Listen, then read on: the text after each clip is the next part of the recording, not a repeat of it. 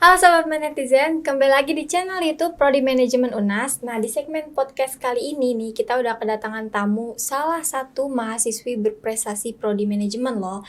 Nah, orang ini nih sibuk banget guys pastinya. Nah, tapi dia udah nyempatin dirinya untuk hadir kali ini untuk berbincang-bincang sama kita. Boleh dikasih kesempatan kakak memperkenalkan dirinya?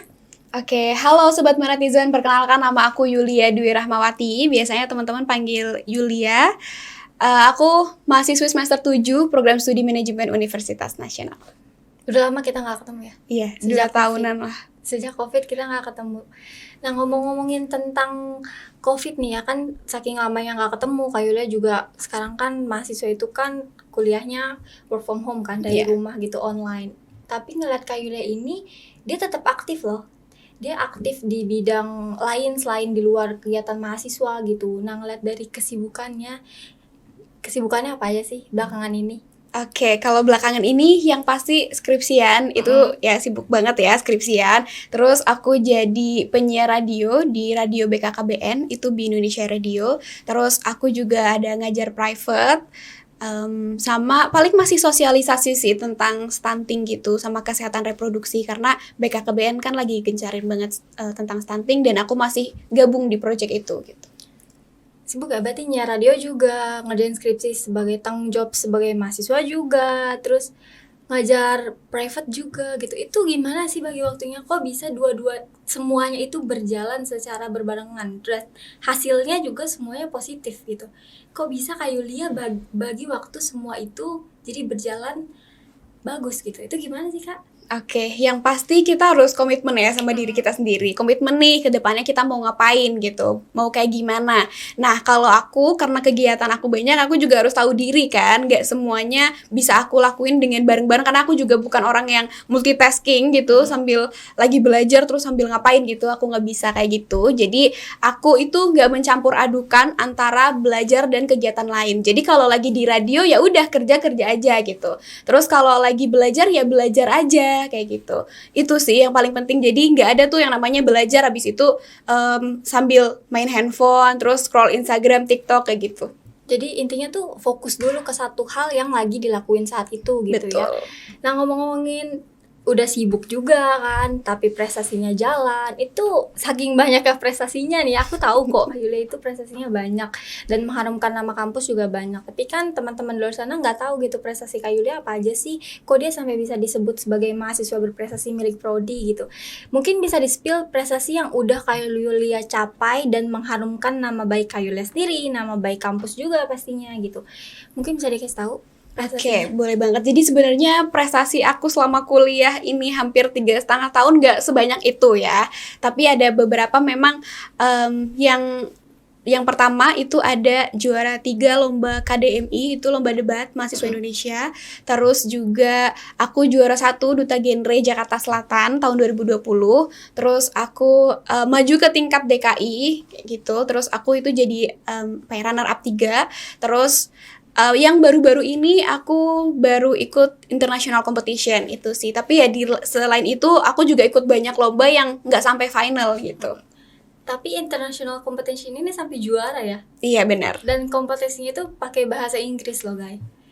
Nah itu boleh diceritain nggak sih kok bisa kompetisinya pakai bahasa Inggris terus sampai juara juga? Diceritain mungkin backgroundnya gimana kok bisa sampai ke tahap juara, atau mungkin itu proses perlombaannya gimana sampai bisa menang gitu Kak? Oke, jadi aku tuh sama teman-teman aku jadi bertiga. Satu itu kan lombanya kelompok ya. Sama Terus, Rina ya? Iya, sama Rina sama Rika. Nah, terus kita itu dapat juara 3 dari kategori Best Business Model. Nah, itu lombanya diikuti oleh lebih dari 10 negara. Terus itu yang ngadain Universitas Esa Unggul.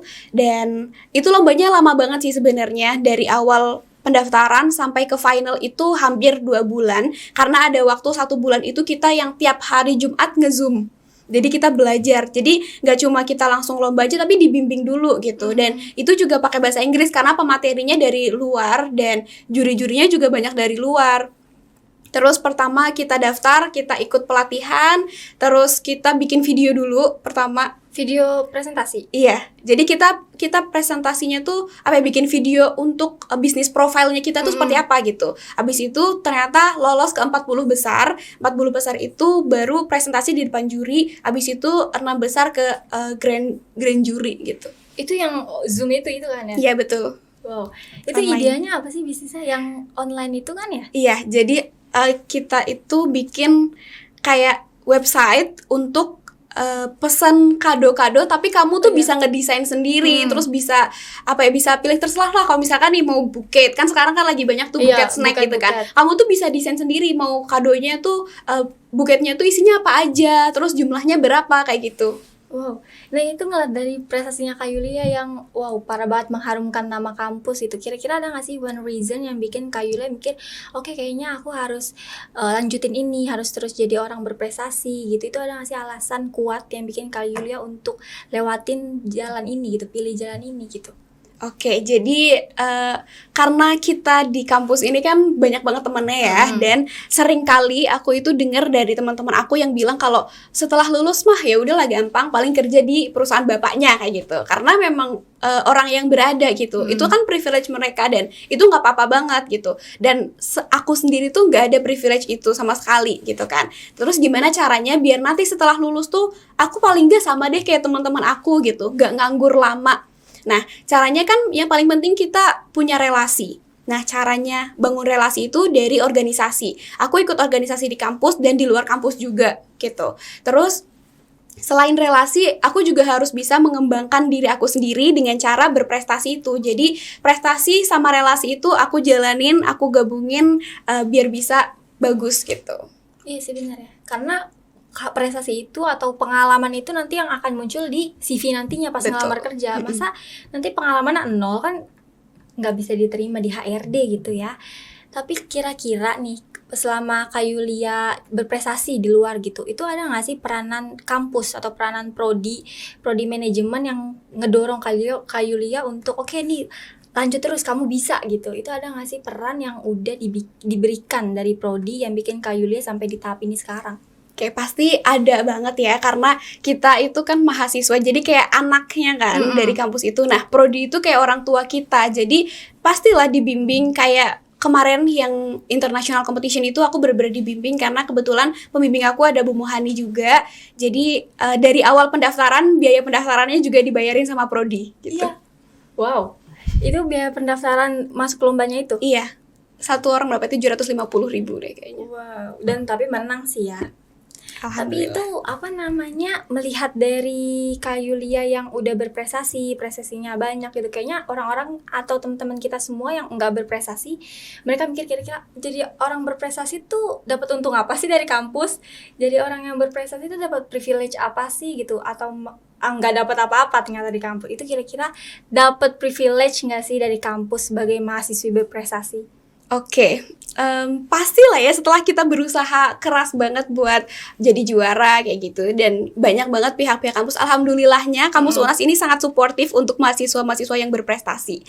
Kalau apa keuntungannya secara material pasti ada, secara material dari kampus itu ada, dan selain itu juga aku dapat 2 beasiswa karena aku berprestasi juga. Jadi aku pernah dapat beasiswa brilian dari BRI, Bank BRI. Terus baru kemarin banget aku dapat beasiswa tugas akhir dari Mandiri Tunas Finance.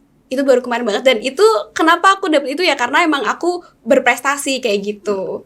Itu sih. Karena dosen-dosen atau orang-orang di kampus udah tahu Kak Yulia berprestasi. Jadi kayak oh ini anak yang berprestasi. Iya, jadi kalau misalkan beasiswa Brilliance itu yang dari Bank BRI itu kan dari Biomawanya dikasih lihat nih siapa aja sih yang berprestasi. Kalau misalkan teman-teman udah bisa berprestasi, jadi nama teman-teman tuh pasti udah ada di Biomawa gitu. Dan itu kan pasti privilege juga kan gitu. Dan selain itu juga aku jadi sering dipanggil jadi ini sih, pembicara gitu. Aku pernah diundang jadi pembicara di Bappenas RI. Itu webinar nasional gitu. Jadinya tuh dikenal sama dosen juga, koneksi sama dosen juga. Kayak Kak Yulia tuh, ini pakai Yulia aja, dia pintar kok gitu. Tapi ini adik-adik di sana di luar atau yang adik-adik tingkat kita gitu ya, itu mereka pasti pengen ngikutin jejak Kak Yulia gitu, pengen juga dia jadi mahasiswa berprestasi kayak Kak Yulia biar dapat privilege dari kampus, biar dapat pengalaman juga pastinya. Itu ada nggak sih tips yang harus adik-adik harus lewatin ini dulu, adik-adik harus ngelakuin ini dulu, karena mereka mungkin masih tabu kan, kayak nggak tahu mereka harus ngapain dulu gitu. Itu tipsnya mungkin boleh dikasih untuk adik-adik tingkat kita. Oke, tipsnya yang pertama jangan males ya. Jangan rebahan. Iya, jangan males gitu. Kalau misalkan mau maju ya kita harus bangun kan, istilahnya gitu. Nah, kalau aku itu follow di Instagram itu akun-akun yang ngadain lomba-lomba gitu loh. Banyak kayak info lomba itu di Instagram tuh banyak banget di follow. Terus kan sekarang tuh Bumuhan itu kan sering ya share lomba-lomba kayak gitu. Nah, itu diikutin. Jangan takut untuk kalah, karena aku pun berada di sini sebelumnya aku udah kalahnya tuh lebih banyak daripada aku menangnya gitu. Jadi coba semangat, aja dulu gitu. Iya, semangat, terus jangan takut untuk kalah, dan gak apa-apa kok kalau misalkan kalah gitu ya. Bukan berarti kalau kita kalah terus prodi atau kampus itu jadi gak peduli sama kita, enggak. Justru itu sangat mengapresiasi usaha kita. Kayak gitu sih. Jadi nanti kalau ada lomba lagi, udah kamu coba lagi aja gitu. Iya, betul. Pasti di balik terlalu banyak yang kalah itu pasti akan menang kok suatu saat nanti. Yang penting usaha aja teman-teman. Betul. Makasih banget nih Kak Yulia udah nyempatin dirinya untuk ngobrol-ngobrol sama kita di sini gitu. Ada nggak sih terakhir yang mau disampaikan ke subscriber dari channel Prodi Manajemen UNAS? Oke deh, kayak closing statement ya ini ya. Nah, buat sobat netizen semuanya, teman-teman program studi manajemen, cobalah untuk terus bersemangat menggapai apa yang kamu inginkan ya. Dan time management itu sangat penting banget. Jadi kamu harus tahu gimana prioritas dari diri kamu itu apa gitu. Jadi intinya tahu dulu yang mana yang harus kamu lakuin gitu ya. Utamain yang harus dan wajib kamu lakuin dulu sebelum mikirin yang lain-lainnya gitu ya. Betul. Nah, sekian kayaknya podcast dari kita. Terima kasih banget untuk Kak Yulia. Sampai jumpa lagi di podcast selanjutnya. See you.